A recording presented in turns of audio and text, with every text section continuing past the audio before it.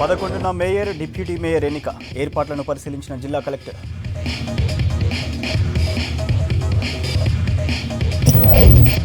దిగజారిపోతున్న GHMC ఆర్థిక పరిస్థితి, జీతాలు రాక ఉద్యోగుల ఇబ్బందులు.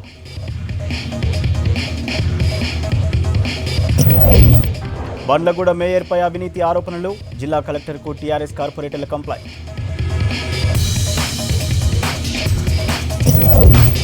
సిటీలో world cancer day campaigns, radiation పేషెంట్లకి హెయిర్ డొనేషన్.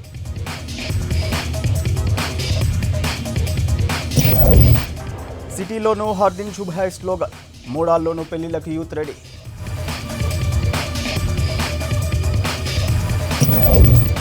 డిజైన్ లైబ్రరీ ఎగ్జిబిషన్కు curtain raiser, Indo western collection ప్రదర్శించిన మోడల్స్.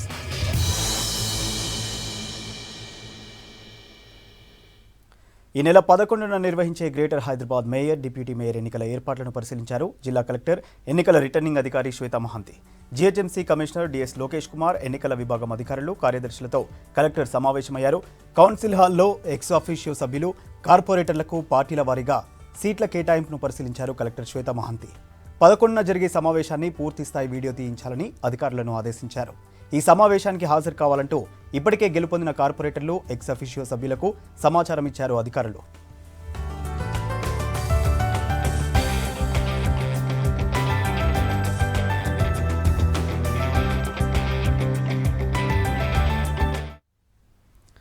గ్రేటర్ హైదరాబాద్ పరిధిలో జీహెచ్ఎంసీ కమిషనరే బాస్. గ్రేటర్లో ఏ అభివృద్ధి పనిచేయాలన్నా ఆయన పర్మిషన్ తీసుకోవాల్సిందే. కానీ అది ఒకప్పటి మాట. ప్రస్తుతం జీహెచ్ఎంసీ కమిషనర్ ఏ పని చేయాలన్నా భయపడుతున్నారన్న విమర్శలున్నాయి. ఏదైనా సమీక్ష పెట్టాలన్నా మరో సీనియర్ ఐఏఎస్ పర్మిషన్ కంపల్సరీ అయిందనే వార్తలు వినిపిస్తున్నాయి.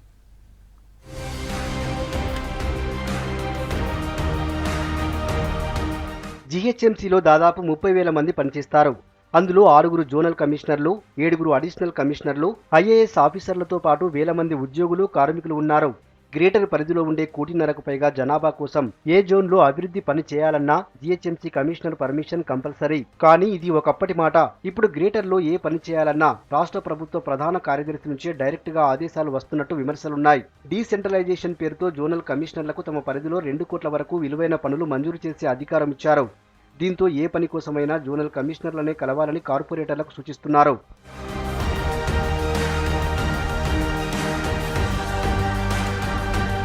గతంలో జీహెచ్ఎంసీ కమిషనర్గా పనిచేసిన అధికారులు నెలకి ఒకసారైనా 6 జోన్లకు సంబంధించిన అన్ని శాఖల అధికారులతో సమావేశం నిర్వహించేవారు. తమ పరిధిలో ఏ అభివృద్ధి కార్యక్రమాలు చేయాలి, ఎలా చేయాలి అనే దానిపై ఆదేశాలిచ్చేవారు. ఆ తరువాత ప్రజల దగ్గర నుంచి వచ్చే ఫీడ్బ్యాక్ ఇవ్వాలని బల్దియా కమిషనర్ ఆదేశించేవారు. కానీ ప్రస్తుత కమిషనర్ లోకేష్ కుమార్ ఇలాంటి వాటికి దూరంగా ఉన్నారు. ఎలాంటి సమావేశాలు నిర్వహించడం లేదు. ఏ డిసిషన్ అయినా చీఫ్ సెక్రటరీ నుంచి రావాల్సిందే. చివరికి మీడియాతో మాట్లాడాలంటే కూడా ప్రిన్సిపల్ సెక్రటరీ, సిఎస్ పర్మిషన్ తప్పనిసరైంది. వాళ్ళ అనుమతి లేకుండా ప్రెస్ మీట్ పెడితే సిఎస్, మున్సిపల్ మంత్రికి సంజాయిషీ ఇచ్చుకునే పరిస్థితి ఏర్పడింది.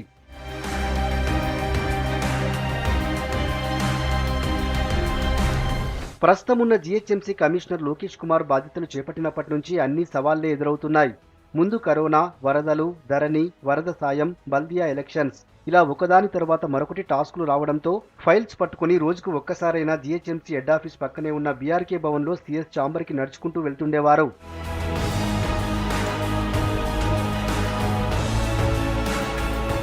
ఎలక్షన్స్ జరుగుతున్నప్పుడు జీహెచ్ఎంసీ ఎలాంటి ఏర్పాట్లు చేసింది, ప్రజలు స్వచ్ఛందంగా ముందుకొచ్చి ఓటు వేయడానికి ఏం చేశారన్న అంశాలు కూడా మీడియాకి వివరించలేదు బల్దియా కమిషనర్ లోకేష్ కుమార్.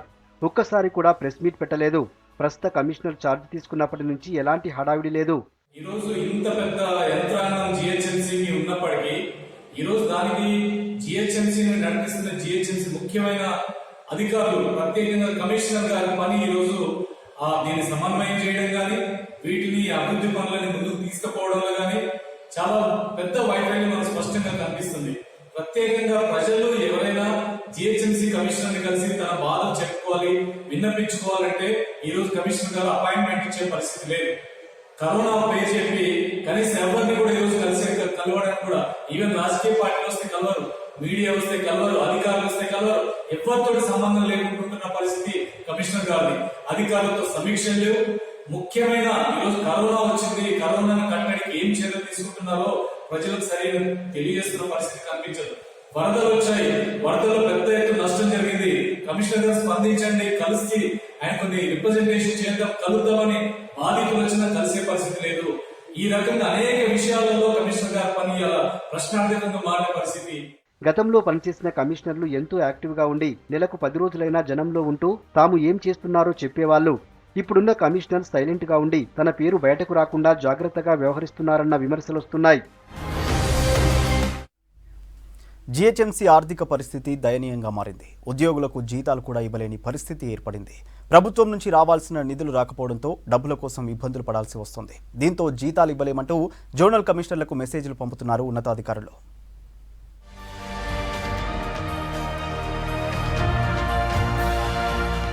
జీహెచ్ఎంసీ ఆర్థిక పరిస్థితి రోజురోజుకి దిగజారుతోంది. రాష్ట్రం ఏర్పడక ముందు మిగులు బడ్జెట్లో ఉన్న బల్దియాలో ఇప్పుడు ఉద్యోగులకు జీతాలు ఇచ్చుకునే పరిస్థితిలో కూడా లేదు. రాష్ట్రం రాకముందు జీహెచ్ఎంసీకు గత ప్రభుత్వాలు ఏడాదికి 400 నుంచి 450 కోట్ల దాకా కేటాయించాయి. కానీ ఇప్పుడు అడిగిన దాంట్లో 10వ వంతు కూడా ఇవ్వకపోవడంతో ప్రతి నెల అప్పులు చేయకుంటే ముందుకు వెళ్లలేని పరిస్థితి ఏర్పడింది. ప్రభుత్వం చేపట్టాల్సిన ఎస్ఆర్డీపీ పనులు కూడా జీహెచ్ఎంసీ తలపై పెట్టడంతో మరింత ఇబ్బందుల్లో పడింది బల్దియా. ఇప్పటికే 2,500 కోట్ల అప్పు చేసి ప్రతి నెల దాదాపు 20 కోట్లు వడ్డీ కడుతోంది. వాస్తవంగా గ్రేటర్ హైదరాబాద్ మున్సిపల్ కార్పొరేషన్ ఉమ్మడి ఆంధ్రప్రదేశ్ ఉన్నప్పుడు తిరుమల తిరుపతి దేవస్థానం తర్వాత అత్యధిక ఆదాయం ఉండేటువంటి సంస్థగా దీనికి గుర్తింపు ఉంది. అంత మిగులు ఉండేటువంటి పరిస్థితి నుంచి ఈరోజు పూర్తిగా దిగజారి ఆ ఆర్థిక సంక్షోభంలోకి జీతాలు కూడా చెల్లించలేని స్టేజ్కి వెళ్ళిపోయిందంటే దీని నిర్వహణ ఎలా ఉంది, దీనికి వచ్చే నిధులు ఎలా కోత విధించబడుతుంది అనేది ఇప్పుడు స్పష్టంగా అర్థమవుతుంది. మేము గత 6 సంవత్సరాల నుంచి చెప్తున్నాం, రాష్ట్ర ప్రభుత్వం తన వాటా నిధుల్ని జీహెచ్ఎంసీకి ఇవ్వట్లేదు, బదలాయింపు జరగాల్సిన నిధులు బదలాయింపు జరగట్లేదు, జీహెచ్ఎంసీ నిధులని రకరకాల రాష్ట్ర ప్రాజెక్టులకు కూడా ఖర్చు పెడుతున్న పరిస్థితి ఉంది. మరి ఈ రకంగా మొత్తం దివాలా తీసిపోతుంది. మేము ప్రతి ఏటా బడ్జెట్ సందర్భంగా చెప్పాం ఎందుకు ఈ రకమైన పరిస్థితి ఎదురవుతుంది, రాష్ట్ర ప్రభుత్వం ఎందుకు డబ్బులు ఇవ్వదంటే రాష్ట్ర ప్రభుత్వం చెప్తుంది మేము 67,000 కోట్లు ఇచ్చామని చెప్తుంది. వాస్తవ లెక్కలు పూర్తిగా భిన్నంగా ఉన్నాయి. ఉన్న ఒక మంచి సంస్థను, మిగిలి బడ్జెట్తో ఉన్న సంస్థను, ఎప్పుడు రిజర్వ్ ఫండ్స్ ఉన్నటువంటి సంస్థ ఈరోజు అప్పుల కోసం దేశమంతా తిరుగుతుంది. ఈరోజు జీతాలు ఇవ్వడానికి కూడా అప్పులకు చేసుకోవాల్సిన పరిస్థితి వచ్చింది. గ్రాంట్ల రూపంలో రాష్ట్ర ప్రభుత్వం ఏటా 700 కోట్లు కేటాయించాలి, అది జరగడం లేదు. 2014-15లో జీహెచ్ఎంసీకి 750 కోట్లు కేటాయించాలని ప్రపోజల్ పంపింది. కానీ ప్రభుత్వం కేటాయించింది 375 కోట్లు, అందులో ఇచ్చింది 288 కోట్లే. 2015-16లో 465 కోట్లు కేటాయిస్తే ఇచ్చింది 23 కోట్లు మాత్రమే. 2016-17లో 70 కోట్లు కేటాయిస్తే ఇచ్చింది 1,30,00,000. ఇక 2018, 2019, 2020 సంవత్సరాల్లో ఒక్క రూపాయి కూడా ప్రభుత్వం జీహెచ్ఎంసీకి కేటాయించలేదు. ప్రభుత్వ భవనాలకు సంబంధించిన వాటి ప్రాపర్టీ ట్యాక్స్ దాదాపు 1000 కోట్లు రాష్ట్ర ప్రభుత్వం జీహెచ్ఎంసీకి బకాయి ఉంది.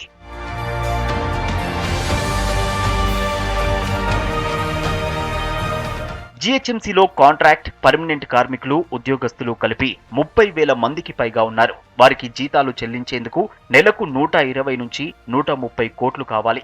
కాంట్రాక్టర్లకు ఇతర పనుల కోసం చెల్లించాల్సింది మరో 130 కోట్ల దాకా ఉంది. అంటే నెలకు 250 కోట్లు జీహెచ్ఎంసీ నెలవారీ ఖర్చు. ఇవి చెల్లించేందుకు ప్రస్తుతం నిధులు లేక ఏం చేయాలో అర్థం కాని పరిస్థితుల్లో ఉంది. గతేడాది వరకు నెలకు 150 నుంచి 200 కోట్లు ఆదాయం వస్తే ప్రస్తుతం 50 నుంచి 80 కోట్లు మాత్రమే వస్తోంది. దీంతో 1వ తేదీన పడాల్సిన జీతం ఎప్పుడు పడుతుందో తెలియని పరిస్థితి. ఈ ఏడాది కరోనా, ధరణి, వర్షాలు, వరదలు ఇలా ప్రభుత్వం చెప్పిన అనేక పనులు చేయడంతో పన్నులు వసూలు కాలేదు. ప్రభుత్వం ఎలక్షన్స్ ముందు ఆస్తి పన్ను రాయితీ ప్రకటించగా ఎన్నికల నిర్వహణకు 100 కోట్లు ఖర్చయ్యాయి. అవి కూడా జీహెచ్ఎంసీ ఖాతా నుంచి ఇచ్చారు. దీంతో బల్దియా ఖాతా మొత్తం ఖాళీ అయింది.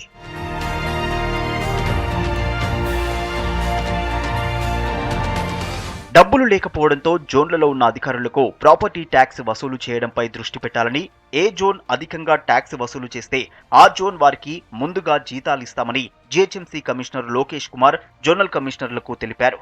దీంతో పాటు ప్రస్తుతం ఎవరికి జీతాలు ఇవ్వొద్దని, డబ్బులు లేకపోవడంతో అన్ని నిలిపివేయాలని జోనల్ కమిషనర్లకు వాట్సాప్లో మెసేజ్ పంపారు. దీంతో పర్మనెంట్ ఉద్యోగులకు జనవరి నెల జీతం ఈ నెల చివరికి అంటే 25 నుంచి 30 తేదీల్లోపు పడుతుందని ముందే ఇండికేషన్ ఇచ్చేశారు అధికారులు. ఇప్పుడు కింది స్థాయి స్వీపర్స్ ఉన్నారు, చిన్న చిన్న కార్మికులు ఉన్నారు, వాళ్ళకి నెల నెల జీతాలు అందితే తప్ప ముందుకు పోలేని పరిస్థితి. ఇప్పుడు ఈ నెల నుంచి స్కూళ్ళు ప్రారంభమైనాయి, అనేక రకాల అవసరాలు ఉంటాయి. ఈ పరిస్థితుల్లో జీతాలు రాకపోతే కింది స్థాయి వర్కర్ల పరిస్థితి చాలా ఘోరంగా ఉండే పరిస్థితి ఉంటుంది. ఖచ్చితంగా ప్రభుత్వం దీని మీద శాలరీలకు ఇబ్బంది లేకుండా తక్షణమే నిధుల కేటాయింపులు జరగాలి, అత్యవసరాలు తీర్చే పద్ధతిలో ఉండాలి. లాంగ్ టర్మ్లో దీని పరిష్కారం జరగడానికి కావాల్సిన ప్రయత్నాలు జరగాలి. అందుకని శాలరీలు ఇవ్వలేని పరిస్థితి వస్తే వర్కర్ల పరిస్థితి చాలా దారుణంగా ఉంటుంది.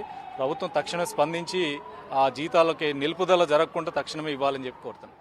ప్రభుత్వం ఇవ్వాల్సిన పెండింగ్ లో ఉన్న బకాయిలు చెల్లించకపోతే జీహెచ్ఎంసీ పరిస్థితి మరింత దయనీయంగా మారే అవకాశం కనిపిస్తోంది. ఇంత జరుగుతున్నా ప్రభుత్వం ఇప్పటి వరకు కేటాయించిన నిధులైనా జీహెచ్ఎంసీకి విడుదల చేస్తుందా లేదా అని ఉద్యోగులు ఎదురు చూస్తున్నారు. రంగారెడ్డి జిల్లా Bandlaguda jagir municipal corporation mayor, deputy mayor మధ్య విభేదాలు బయటపడ్డాయి. మున్సిపల్ కమిషనర్తో పాటు మేయర్ మహేందర్ గౌడ్పై జిల్లా కలెక్టర్కు లిఖితపూర్వకంగా ఫిర్యాదు చేశారు డిప్యూటీ మేయర్ పూలపల్లి రాజేందర్ రెడ్డి. ఆయనతో పాటు 10 మంది టీఆర్ఎస్ కార్పొరేటర్లు కలెక్టర్ దగ్గరికి వెళ్లారు. కార్పొరేషన్ పరిధిలో జరుగుతున్న అక్రమాలను వివరించారు. హరితహారం కార్యక్రమంలో అవినీతితో పాటు టౌన్ ప్లానింగ్లో జరుగుతున్న అవినీతి, పార్కు స్థలాల అమ్మకం లాంటి వాటిపై ఫిర్యాదు చేశారు.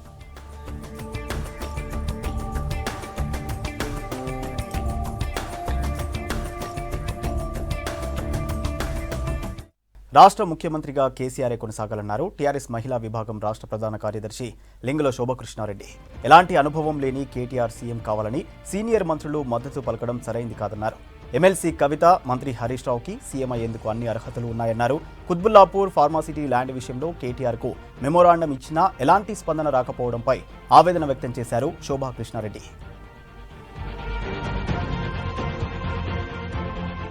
మా దగ్గరనే పొల్యూషన్ తోటి మేము రోజు 24 గంటలు మేము బాధలు పడుతున్నాము. మళ్ళీ ఇప్పుడు రంగారెడ్డి జిల్లాలో ముచ్చట్ల అక్కడ కుర్మిద్ద గ్రామం అక్కడ మండల్లో అక్కడ ఇంకొకటి కొత్తగా ఫార్మాసిటీ ఏర్పాటు చేస్తుండు. కాబట్టి ఆ ఫార్మాసిటీని మాత్రం నేను వ్యతిరేకిస్తున్నా. ఇప్పుడు రైతుల పొలాలు మాత్రం 19,000 చిల్లర పోయిందని చెప్తున్నారు. రైతులు బాధపడుతున్నారు. వాళ్ళు ఎట్టి పరిస్థితుల మేము మా పొలాలు మాత్రం మేము ఇయ్యం, మా పానాలు పోయినా సరే వాళ్ళ భూములు వాళ్ళకు అక్కడ ఫార్మాసిటీని మాత్రం నేను అడ్డుకుంటా అని చెప్పి మీకు చెప్పడం జరుగుతుంది.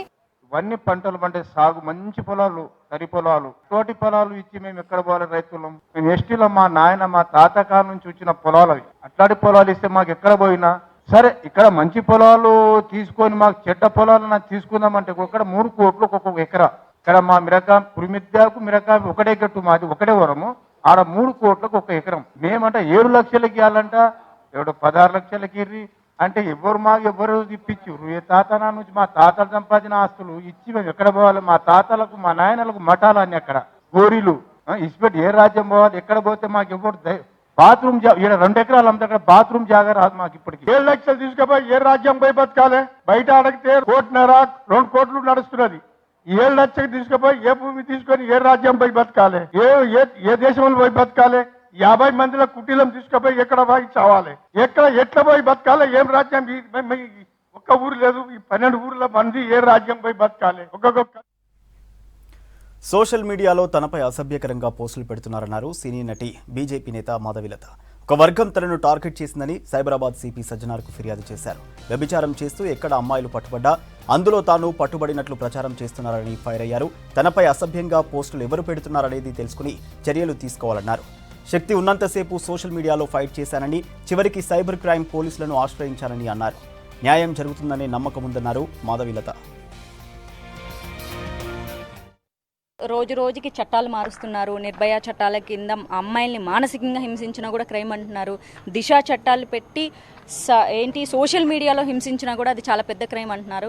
కానీ ఎంతవరకు వాళ్ళని పట్టుకుంటున్నారు? వాడు పెట్టాడా, లేకపోతే ఇంకొకటి పెట్టాడా, లేకపోతే ఎవరైనా ప్రోద్బలంతో పెట్టారా? ఒకవేళ ప్రోద్బలం చేసిన వాళ్ళు పొలిటికల్ లీడర్ అయితే మళ్ళీ డ్రాప్ అయిపోదామా? ఇలాంటిది కాకుండా ఖచ్చితంగా ఒక 10 సంఘటనలు స్ట్రాంగ్గా గనక పోలీసులు అవుట్ ఆఫ్ ద బాక్స్ వెళ్ళి గనక శిక్ష వాళ్ళకు వెయ్యగలిగితే ఇంకొకసారి ఇంకొక ఆడపిల్ల మీద కమెంట్లు పెట్టడానికి ఏ వస్తువు కొన్నా వాటి నాణ్యత లేకపోతే మనకు టక్కున గుర్తొచ్చేవి కన్జ్యూమర్ రైట్స్. వస్తువుల విషయంలో వినియోగదారుడు ఏ రకంగా మోసపోయినా న్యాయం కోసం ముందుగా కన్జ్యూమర్ ఇన్ఫర్మేషన్ సెంటర్కు ఫిర్యాదు చేస్తారు. రోజు వందల సంఖ్యలో కంప్లైంట్స్ రిసీవ్ చేసుకుని సమస్య పరిష్కారం కోసం పనిచేస్తున్నారు అక్కడి ఉద్యోగులు. వినియోగదారులకు తమ వంతు సాయం చేస్తున్నారు. చాలా సమస్యలకు పరిష్కారం చూపిస్తోంది కన్జ్యూమర్ ఫోరం. చిన్న పెన్ను నుంచి కోట్ల విలువైన వస్తువుల వరకు వాటిలో ఏ సమస్య వచ్చినా కన్జ్యూమర్ ఫోరంకు ఫిర్యాదు చేయాల్సిందే. చాలా సమస్యలను పరిష్కరించే ప్రయత్నం చేస్తున్నారు ఇక్కడి సిబ్బంది. అవతలి సంస్థలకు నోటీసులు పంపి 1-2 సిట్టింగ్స్ లో నష్టపోయిన వాళ్లకు పెనాల్టీ ఇవ్వనున్నారు. Will fight for the justice. ఎందుకంటే ఇప్పుడు ఇక్కడ కాంపెన్సేషన్ గురించో బండి రీఫండ్ గురించో కాదు, నాలాంటి వాళ్ళు చాలా మంది ఉన్నారు, కానీ అందరు పోలేరు కదా ఆ స్టేజ్కి. నేను వెళ్ళినా బికాస్ నాకు తెలుసు హౌ థింగ్స్ గోస్. ఇప్పుడు ఒకరు ఎంత సఫర్ అయినాం, ఇప్పుడు మనకు డబ్బులు వస్తవి అట్లా కొట్లాడదామని ఆశ లేదు, బట్ ఒక లెసన్ చెప్పాలి. ఒక లెసన్ చెప్తే ఏంటంటే పక్కన పాపం వేరే మనకంటే తక్కువ వాళ్ళు ఉంటారు, స్తోమత లేని వాళ్ళు ఉంటారు, వాళ్ళ పరిస్థితి ఏంది, తిరుగుతారు ఇట్లా తిరగరు. కానీ మేము ఏంటంటే మాకున్నది కాబట్టి నేను ఎక్కడికైనా వెళ్తాను. నాకు సొల్యూషన్ దొరికే వరకు నాకు సొల్యూషన్ కావాలి, వాళ్ళకు ఒక లెసన్ చెప్పాలి అంతే. వినియోగదారుల సమాచార సెంటర్గా దేశంలోనే మన రాష్ట్రం ఏకైక సెంటర్గా ఉంది. వివిధ జిల్లాల నుంచి రోజు ఇక్కడికి వందల ఫిర్యాదులు వస్తుంటాయి. వాటిలో రేషన్ సరుకులో నాణ్యత లేదని, కొత్త రేషన్ కార్డుల కోసం ఎక్కువగా ఫోన్లు వస్తున్నాయని సిబ్బంది చెబుతున్నారు. ప్రతి కంప్లైంట్ ని ఎవిడెన్స్ బేస్ చేసుకుని నోటీసులు పంపుతున్నామని చెబుతున్నారు. జాబ్ లో కొంత ఒత్తిడి ఉన్నా ఛాలెంజింగ్ తీసుకొని పనిచేస్తున్నామంటున్నారు కన్స్యూమర్ ఇన్ఫర్మేషన్ అధికారులు. ఎవరైనా కన్జ్యూమర్స్ ఏమైనా అంటే వాళ్ళు కొన్న ప్రోడక్ట్లో ఏదైనా క్వాలిటీ లేదు అని కానీ, క్వాంటిటీ లేదు అని కానీ, లేకపోతే ఎంఆర్పి కంటే ఎక్కువ తీసుకున్నారు అని కానీ, వారంటీ పీరియడ్లో ఉన్నప్పటికీ కూడా ఫ్రీ సర్వీస్ ఇవ్వలేదు అని అనుకున్నప్పుడు కానీ మన దగ్గర కంప్లైంట్ చేయొచ్చు. ఇక్కడ ఇది ఫస్ట్ మీడియేషన్ సెంటర్ అంటే ఇన్ఫర్మేషన్ సెంటర్. ఫస్ట్ ఇక్కడి నుంచి మనం కంప్లైంట్స్ నుంచి ఆల్ డాక్యుమెంట్స్ తీసుకున్న తర్వాత వాళ్ళకి ఒక నోటీస్ పంపిస్తాం ఆపోజిట్ పార్టీకి. వాళ్ళు కంప్లైంట్ ఇద్దరిని కూడా ఎవ్రీ సాటర్డే ఇక్కడ కౌన్సిలింగ్ కండక్ట్ చేస్తాము. వాళ్ళు దాదాపుగా ఇక్కడ కాంప్రమైజ్ అవుతారు ఈ మీడియేషన్ సెంటర్లో. ఇక్కడ కాని పక్షంలో వాళ్ళని మళ్ళీ మనము డిస్ట్రిక్ట్ ఫోరంలో కేసు ఫైల్ చేసుకోవడానికి ఫార్వర్డ్ చేస్తాం ఈ కేసెస్ అన్నీ కూడా. కాబట్టి ఇక్కడ ఏంటంటే చాలా సింపుల్ ఫార్మేట్ ఉంటుంది. 1 సింగిల్ ఎన్పీ కూడా ఛార్జ్ చేసేది ఉండదు. చిన్న డాక్యుమెంటేషన్ ఒక 3-4 డాక్యుమెంటేషన్స్ పేపర్స్ ఏమో అవసరం ఉంటుంది, పంపించే సింపుల్గా చేయొచ్చు. రాష్ట్రం ఏర్పడినప్పటి నుంచి ఇప్పటి వరకు 1644 సమస్యలు పరిష్కరించినట్లు కన్స్యూమర్ సెంటర్ అధికారులు చెప్పారు. అత్యధికంగా మెడికల్ నెగ్లిజెన్సీలో 8 లక్షలకు పైగా డబ్బులు ఆయా సంస్థల నుంచి ఇప్పించామని తెలిపారు. 15 రోజుల్లోనే సగం ఫిర్యాదులకు న్యాయం జరుగుతుందని, కొన్నింటికి టైం పడుతుందంటున్నారు. మెడికల్ ఇష్యూస్ జరిగినప్పుడు 8 lakhs కాంపన్సేషన్ కూడా ఇచ్చారు. అంటే ఒక సర్జరీ ఫెయిల్యూర్ టైంలో వాళ్ళకు స్పైనల్ కార్డ్ ఇష్యూస్ కానీ చాలా మెడికల్ కేసెస్లో సంబంధించి కాంపన్సేషన్స్ ఇచ్చారు. ఈ కొన్ని వెహికల్ రీప్లేస్మెంట్ ఒక 20 lakhs పెట్టి వెహికల్ తీసుకున్నప్పుడు దాని వెహికల్ రీప్లేస్మెంట్ మ్యానుఫ్యాక్చర్ డిఫెక్టివ్ ఉన్నప్పుడు 2 wheelers ఈ మ్యానుఫ్యాక్చర్ డిఫెక్టివ్ అని అంటే ఆబ్వియస్లీ కంపెనీలు కూడా ముందుకొచ్చి రీప్లేస్మెంట్ ఇవి ఇచ్చేసి రిఫండ్ చేసేసిన సందర్భాలు కూడా ఉన్నాయి. పేమెంట్ చేసిన ఎవిడెన్స్ ఏదైనా ఒకటి ఉంటే దాన్ని మనం పంపించడానికి, అది వారంటీలో కూడా ఉంటే, అది ఫిజికల్ డ్యామేజ్ అయిందా అదంతా తెలుసుకున్న తర్వాత మనం నోటీస్ పంపిస్తాం. చాలా మందికి వినియోగదారుల కంప్లైంట్ చేయాలని తెలియదని, కన్స్యూమర్ చెల్లించే ప్రతి బిల్లు దగ్గర పెట్టుకుని మోసపోతే ఫిర్యాదు చేయాలన్నారు కన్స్యూమర్ ఇన్ఫర్మేషన్ సెంటర్ అధికారులు. క్యాన్సర్ రహిత సమాజం కోసం ప్రతి ఒక్కరూ పాటుపడాలన్నారు senior civil judge Radhakrishna Chauhan. ప్రపంచ క్యాన్సర్ దినోత్సవం సందర్భంగా ఏర్పాటు చేసిన కార్యక్రమానికి ముఖ్య అతిథిగా హాజరయ్యారు. ముందుగా గుర్తిస్తే క్యాన్సర్ని నివారించవచ్చన్నారు నందమూరి బాలకృష్ణ. చెడు అలవాట్లకు దూరంగా ఉండడం, సరైన జీవన విధానంతో క్యాన్సర్ నుంచి బయటపడొచ్చన్నారు. క్యాన్సర్ పేషెంట్స్కు బసవతారకం హాస్పిటల్ ఎంతో ఉపయోగపడుతుందన్నారు బాలకృష్ణ. ఫిబ్రవరి 4వ తేదీని union for international cancer control UICC వారు క్యాన్సర్ వ్యాధి గురించి అవగాహనను పెంపొందిస్తూ వివిధ సంస్థలను ఒక తాటిపై తేవడం కోసం ఈ క్యాన్సర్ అవగాహన దినోత్సవాన్ని జరుపుకోవడం జరుగుతుంది. ప్రపంచవ్యాప్తంగా లక్షల సంఖ్యలో క్యాన్సర్ మరణాన్ని ఆపడం కోసం మరియు క్యాన్సర్ చికిత్సను అందరికీ అందుబాటులో తేవడం కోసం ఎన్నో సంస్థలు కృషి చేస్తున్నాయి. ప్రపంచవ్యాప్తంగా ప్రతి సంవత్సరం సుమారు 1 కోటి మంది క్యాన్సర్ బారిన పడి మరణిస్తున్నారు. సాధారణ క్యాన్సర్లలో కనీసం 3వ వంతు నివారించదగినవి. గత 20 సంవత్సరాల్లో మన ఆసుపత్రిలో కనీసం 2,50,000 మందికి చికిత్స అందించాము. చికిత్స అనంతరం వారిలో చాలామంది సాధారణ జీవితాన్ని గడుపుతున్నారు. To understand the importance of cancer prevention, cancer diagnosis, cancer treatment and follow-up of these patients and people. February 4th was allocated as a World Cancer Day so that we at least become alert on this day and educate people about it. We have made rapid strides as an international community. India has been in the forefront of fighting this battle along with the international leaders. And at the hospital, we are very proud that have held this torch of being a real leader in the country and becoming rapidly popular in the world in this fight against this disease. World cancer day సందర్భంగా JCI Hyderabad chapter affinity express hair and beauty అకాడమీలో hair donation campaign నిర్వహించారు. మాదాపూర్లో జరిగిన donate your hair క్యాంపెయిన్ను model cum actress Kritika Singh launch చేశారు. ఈ సందర్భంగా 12 inches హెయిర్ను cancer పేషెంట్ల కోసం డొనేట్ చేయడం హ్యాపీగా ఉందన్నారు. కీమోథెరపీ, రేడియేషన్ వల్ల జుట్టు కోల్పోతున్న పేషెంట్స్కు హెయిర్ డొనేట్ చేసి వారిలో కాన్ఫిడెన్స్ నింపాలన్నారు. మరో వారం పాటు హెయిర్ డొనేషన్ క్యాంపెయిన్ కొనసాగుతుందన్నారు జేసీఐ మెంబర్స్. ఇవాళ వరల్డ్ క్యాన్సర్ డే. ఎంతోమంది పేషెంట్స్ క్యాన్సర్తో బాధపడుతూ కేమోథెరపీ ట్రీట్మెంట్లో తన జుట్టుని పొడగొట్టుకొని చాలా ఇబ్బంది పడుతున్నారు. వాళ్ళ కోసం చాలా తక్కువ మంది హెయిర్ డొనేట్ చేస్తారు. సో వీ హ్యావ్ ఈ ప్రాబ్లం అనేది మనం ఐడెంటిఫై చేశాము. సో ఈ ఇనిషియేటివ్ తీసుకొచ్చారు మన junior chamber international JCI Banjara వాళ్ళు ఇనిషియేటివ్ తీసుకొచ్చారు. సో మనం అందరం సహకరించి ఇలాంటి ప్రాబ్లమ్స్కి సొల్యూషన్స్ మనమే వెతికి ఆ సొల్యూషన్ ఇంప్లిమెంట్ చేసి మన అందరం బాగుండేట్టు చూడాలని మా ఉద్దేశము. Thank you so much for the opportunity.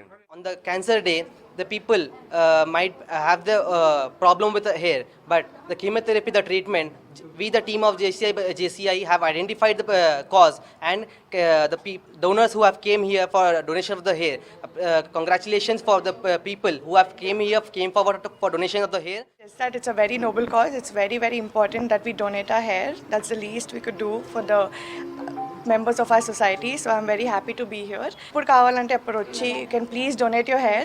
All I want to say is don't cut your hair and waste it. Please donate it. యువత స్మోకింగ్, ఆల్కహాల్, మత్తు పదార్థాలకు దూరంగా ఉండాలని సూచించారు నిమ్స్ ఆంకాలజీ హెచ్ఓడి సదాశివుడు. సికింద్రాబాద్ సెయింట్ మేరీస్ కాలేజీలో స్నేహహస్తం పేరుతో world cancer prevention day celebrations నిర్వహించారు. క్యాన్సర్ నివారణ కోసం అవగాహన కల్పిస్తూ స్కిట్స్, డాన్స్ చేశారు స్టూడెంట్స్. ఈ సందర్భంగా క్యాన్సర్ పేషెంట్స్ కోసం హెయిర్ డొనేట్ చేశారు కాలేజ్ స్టాఫ్, స్టూడెంట్స్.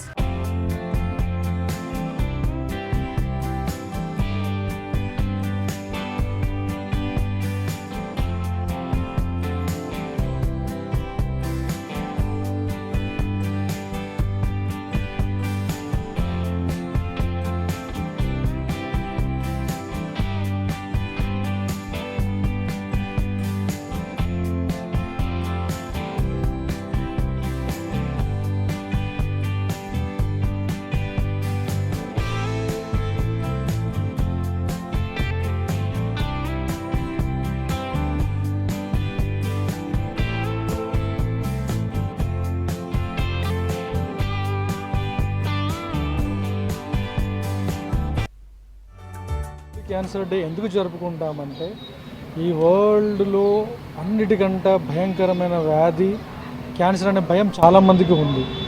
ఆ భయం పోగొట్టడానికి ప్రపంచం మొత్తం మీద క్యాన్సర్ అవేర్నెస్ కోసం, అంటే క్యాన్సర్ అనేది మరణ శాసనం కాదు, ఇది మనకేంటంటే రాకుండా మనం చూసుకోవచ్చు.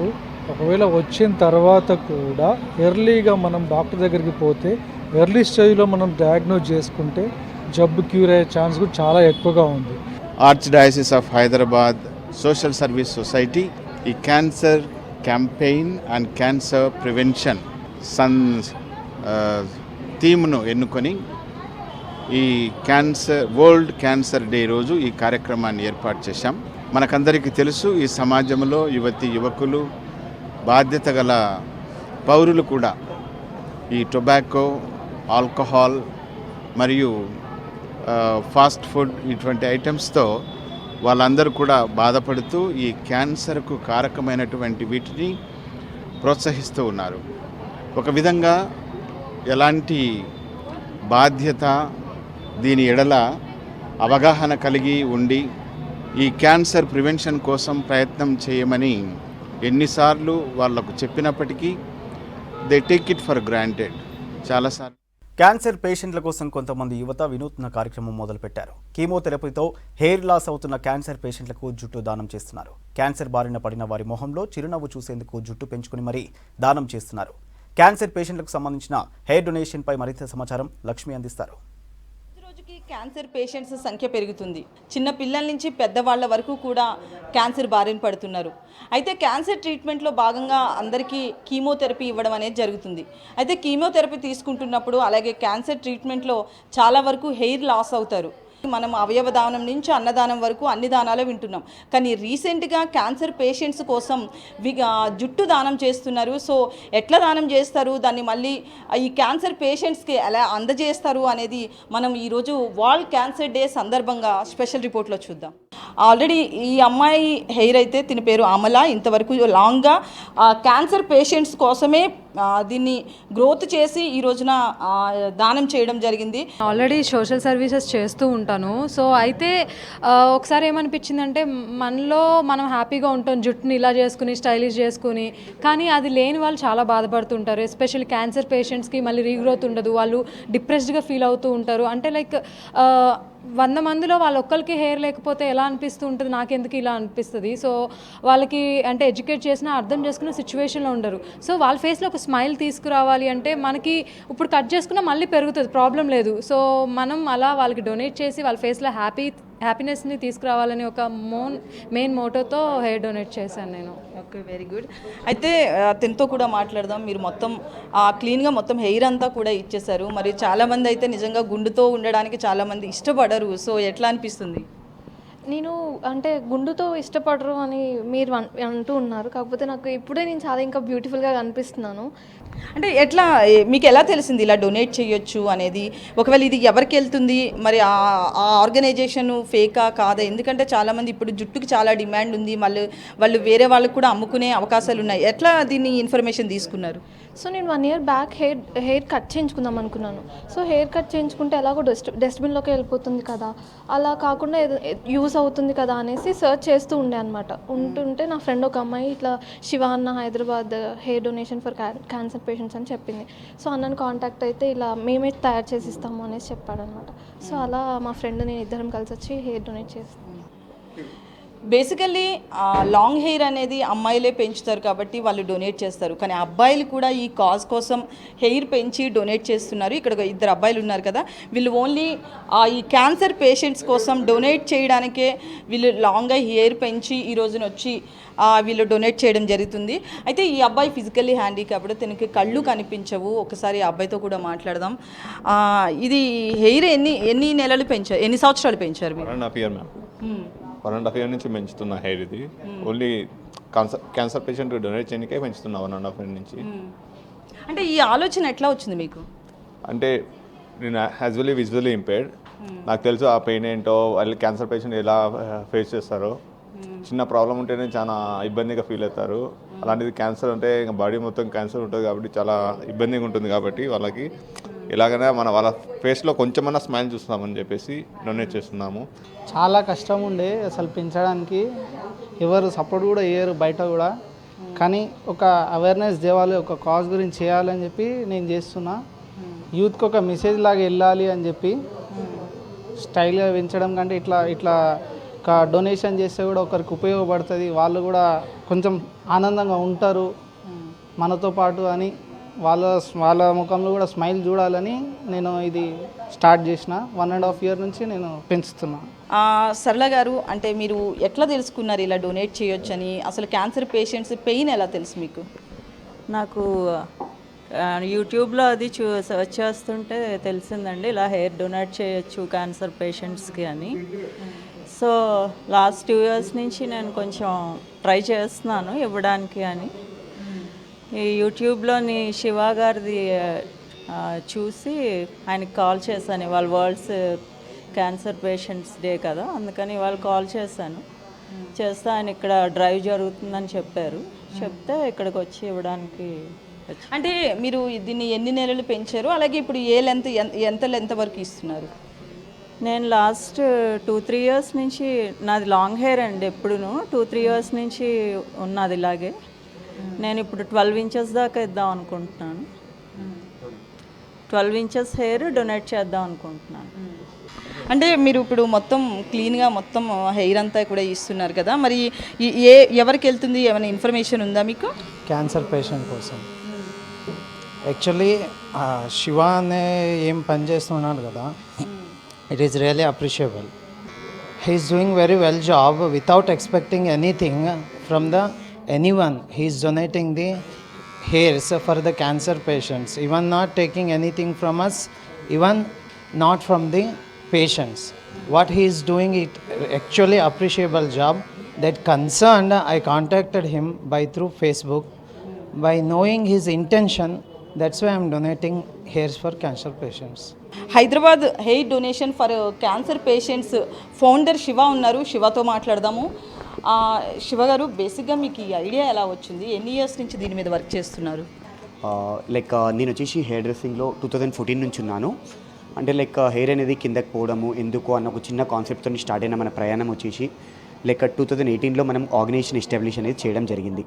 సో ఇప్పటివరకు మనం వచ్చేసి లైక్ ముందు వచ్చేసి మనము ముంబైలోని ఒక సంస్థకు పంపించే వాళ్ళం హెయిర్ అనేది.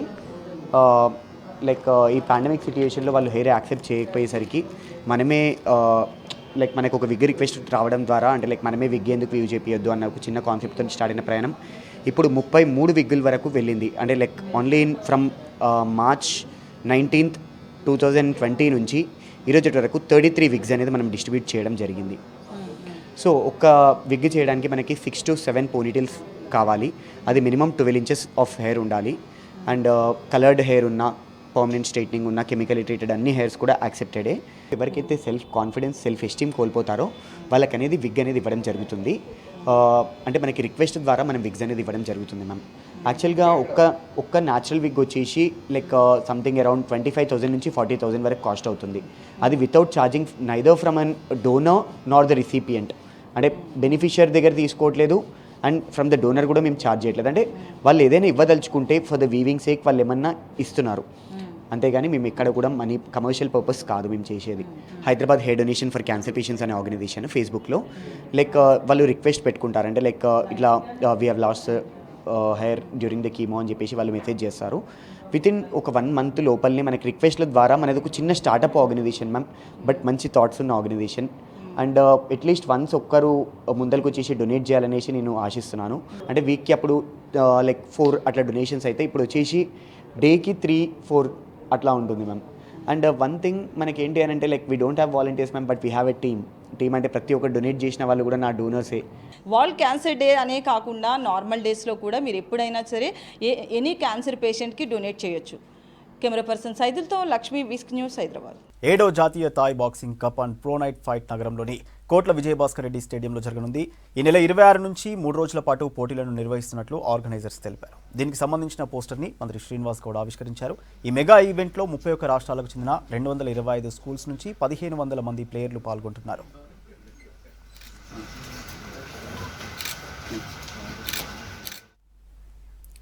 హైదరాబాద్ సిటీలో తనిష్క్ షోరూమ్ కస్టమర్ సేఫ్టీకి అత్యంత ప్రాధాన్యత ఇస్తోంది. కోవిడ్ కారణంగా వినియోగదారులు ఎలాంటి ఇబ్బందులు పడకుండా జాగ్రత్తలు తీసుకుంటున్నారు నిర్వాహకులు. మాస్కులు ధరించడం, శానిటైజర్స్ వాడడం, సిబ్బంది ఫేస్ షీల్డ్ పెట్టుకోవడం, ఫిజికల్ డిస్టెన్స్ లాంటి ఇంటర్నేషనల్ రూల్స్ పాటిస్తున్నట్టు రీజనల్ ట్రైనర్ సాయి కుమార్ తెలిపారు. ఇక్కడ బంగారం ప్యూరిటీని చెక్ చేసుకోవడానికి జర్మన్ మేడ్ క్వాలిటీ మీటర్ను ఉపయోగిస్తున్నారు. కస్టమర్ కొన్న గోల్డ్ ఆర్నమెంట్ను 30 సెకండ్లలోనే క్వాలిటీ చెక్ చేసి దాని ప్యూరిటీని చెబుతున్నారు. డిజైన్స్, ఎక్స్చేంజ్ ఆఫర్స్ తనిష్క్లో బాగున్నట్టు కస్టమర్స్ చెబుతున్నారు. పెళ్లి అనేది చాలా మందికి ఒక సెంటిమెంట్. ఏది ఎలా జరిగినా పెళ్లి మాత్రం తమ సంస్కృతి సాంప్రదాయాలు పాటిస్తూ చేసుకోవాలనుకుంటారు. కానీ ఇది ఓల్డ్ స్టైల్గా భావిస్తున్నారు కొందరు. ప్రస్తుతం హర్ దిన్ శుభ్ హై అంటూ కొత్త ట్రెండ్ను ఫాలో అవుతున్నారు. దీంతో మూడాల్లోనూ పెళ్లి చేసుకోవడానికి ఇంట్రెస్ట్ చూపిస్తున్నారు.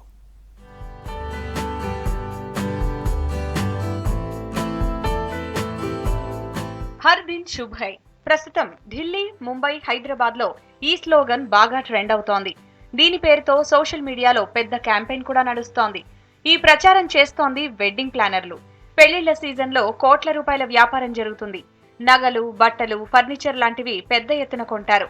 వెడ్డింగ్ ప్లానర్లు, ఈవెంట్ మేనేజర్లు, ఫంక్షన్ హాళ్ల ఓనర్లు, catering, band, decoration, photo, videographers ఇలా చాలా రకాల వృత్తుల వాళ్లు ఈ సీజన్ పై ఆధారపడి బతుకుతారు. అయితే కరోనా కారణంగా గతేడాది లగ్గాలు లేక వీళ్లంతా తీవ్ర ఇబ్బందులు పడ్డారు.